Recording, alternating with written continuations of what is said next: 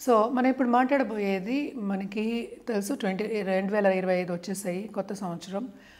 రాశి ఫలితాలు కూడా మనం మాట్లాడుకున్నాం. ఎవ్రీ నెల రాశి ఫలితాలు చెప్పడం అలవాటే కదా! ఈ ఛానల్‌కి చాలా చెప్పున్నాను.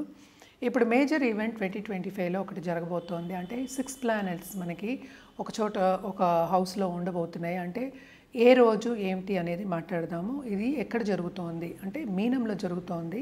అది మార్చ్ 30th జరుగుతోంది. ఏమేమి ప్లానెట్స్ ఉన్నాయి అనేది కూడా చూద్దాము.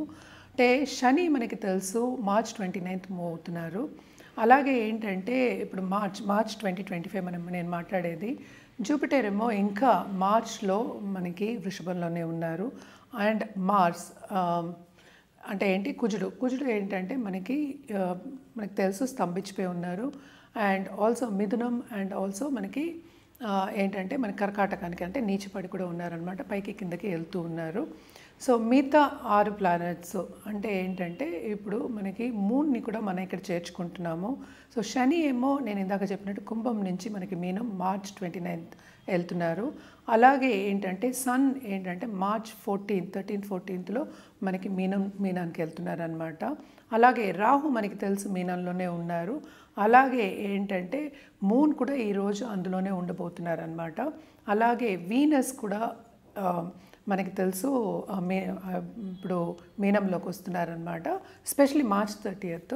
అండ్ ఆల్సో బుధుడు కూడా ఇదే రాశిలో మార్చ్ 30th ఉంటున్నారు. మనకి తెలుసు చంద్రుడు 2 రోజులకు ఒకసారి మారుతూ ఉంటారు కనుక ఇది ఒక 2 రోజుల వరకే 2 రోజులు 3 రోజుల వరకే 6 కూటమి జరిగిపోతుంది. 6 ప్లానెట్స్ లేకపోతే 5 ప్లానెట్స్ కూటమి అంటే ఒక మంత్ వరకు ఉంటుంది.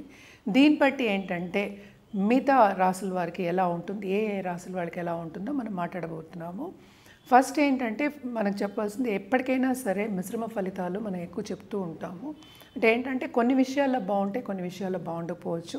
అలాగే అన్ని రాసులకి బాగుండాలని లేదు కదా. సో ఏమేమి రాశికి చాలా బాగుందో మనం చూద్దాము.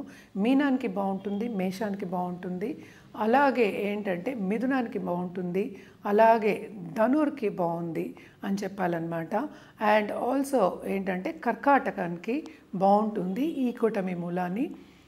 ఎప్పటికైనా 2 గ్రహాలు కలిసినప్పుడు మనం ఏంటంటే యోగం అని మాట్లాడుతూ ఉంటాం. అది రాజయోగం అవ్వచ్చు, అవయోగం కూడా అవ్వచ్చు అనమాట. సో ఎవరికి ఏ రాశి వాళ్ళకి రాజయోగం ఉంది, ఏ రాశి వాళ్ళకి కొంచెం తక్కువ ఉంది, ఏ రాశి వాళ్ళకి మిశ్రమ ఫలితాలు ఉన్నాయనేది చూద్దాం.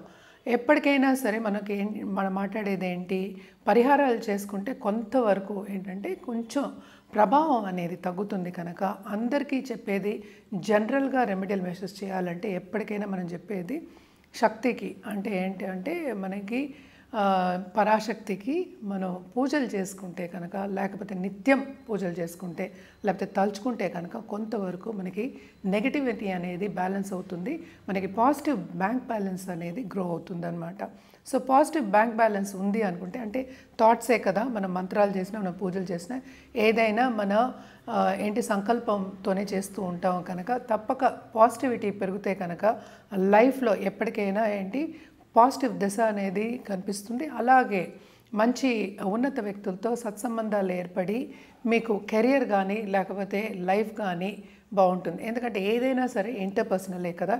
ఇప్పుడు 5 ప్లానెట్స్ 6 ప్లానెట్స్ కూడినప్పుడు అప్పుడే కదా ఒక విషయం ఒకటి జరుగుతుంది. ఏంటంటే ముందుకెళ్ళాలన్నా వెనక్కి వెళ్ళాలన్నా స్తంభించిపోవాలన్నా అప్పుడే జరుగుతుందన్నమాట. To go forward are to walk in the path అని చెప్పచ్చు. సో ఎప్పటికైనా సరే అన్ని రాసుల వారికి బాగుంటుందని చెప్పలేము, మిశ్రమ ఫలితాలని చెప్పాలి.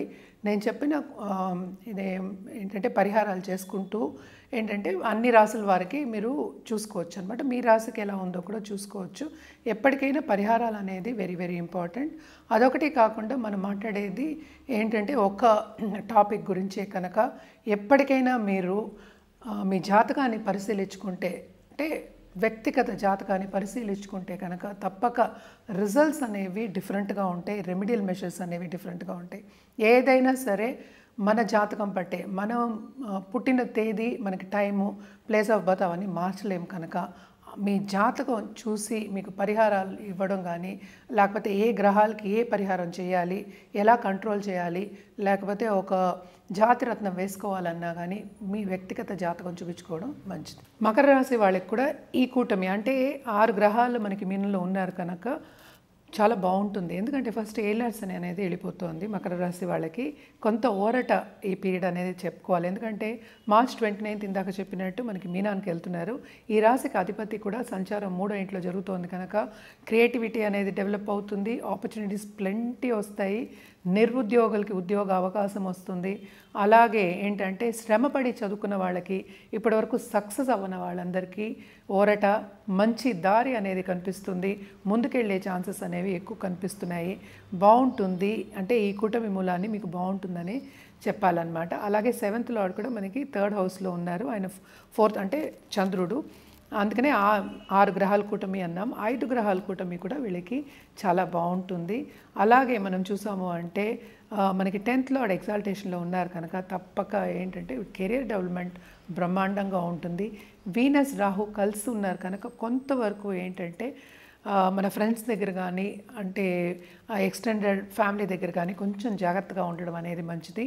ఎందుకంటే ఏదైనా మనకి అలవాటు అంటే చెడ్డవాళ్ళు మనకి టచ్లోకి వస్తారు అని చెప్తూ ఉంటాం కదా, అలా రాకుండా చూసుకోవాలి. కొంచెం జాగ్రత్తగా ఉండడం అనేది మంచిది.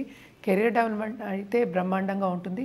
బిజినెస్ డెవలప్మెంట్ కూడా చాలా బాగుంటుంది ఈ కూటమి మూలాన్ని చెప్పాలన్నమాట. అండ్ ఆల్సో మనం చూసాము అంటే మనకి బుధుడు కూడా ఏంటంటే మనకి ఈ హౌస్లోనే ఉన్నారు, అంటే మీనంలోనే ఉన్నారు కనుక కొంతవరకు ఏంటంటే మన కమ్యూనికేషన్ స్కిల్స్ అనేవి పెరుగుతాయి. ఆన్లైన్ బిజినెస్ నేను ఇందాక చెప్పినట్టు బిజినెస్ చేసే వాళ్ళకి బ్రహ్మాండంగా ఉంటుంది. కొత్త కొత్త బిజినెస్ ఆపర్చునిటీస్ వస్తాయి. అలాగే కెరియర్ డెవలప్మెంట్ అనేది పెరుగుతుంది. కొత్తగా బిజినెస్ చేయాలనే వాళ్ళకి లేకపోతే ఇన్వెన్షన్స్ చేసే వాళ్ళందరికీ తప్పక ఈ ఫ్యూచర్లో మంచివి కనుగొని ముందుకు సాగే ఒక ఈ గ్రహకూటమి అని చెప్పచ్చు. మంచి సపోర్ట్ ఇస్తుంది మకర రాశి వాళ్ళకి. అండ్ ఆల్సో పరిహారాన్ని విషయానికి వస్తే కనుక శనికి పరిహారం చేయాలి తప్పక ఫస్ట్. ఎందుకంటే ఈ మూమెంట్ స్టార్ట్ అయినప్పుడు కొంచెం డిఫికల్ట్ అవ్వచ్చు, కానీ అది కూడా పాజిటివ్ రిజల్ట్సే కనిపిస్తుంది కనుక పరిహారాలు చేస్తే ఇంకా బాగుంటుంది. తప్పక శనికి నవగ్రహాల చుట్టూ ప్రదక్షిణ చేయడం 108 సార్లు చేయడం మంచిది. అలాగే శని స్తోత్రం చదువుకోవడం మంచిది. అలాగే ఏంటంటే ధర్మక్షేత్రాలు సందర్శించడం, శని సింగపూర్ కానీ లేకపోతే శని ఉన్న ఒక టెంపుల్స్ కానీ వెళ్ళి సందర్శించుకోవడం మంచిది. ఎప్పటికైనా సరే మన చేత్తో దానం ఇవ్వడం ఇంకా మంచిదన్నమాట.